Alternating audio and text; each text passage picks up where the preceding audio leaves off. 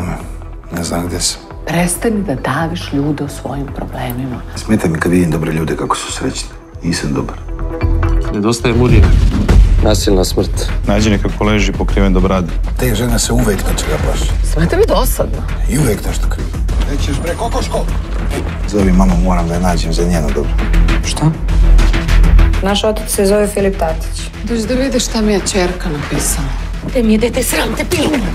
Uvalila si se malo u život, a to može skupo da košta i tebi. Ovo je potpuno različito od prošlog ubistva. Gleda mi kao čista likvidacija. Nemoj da se zajebavate sa mnom.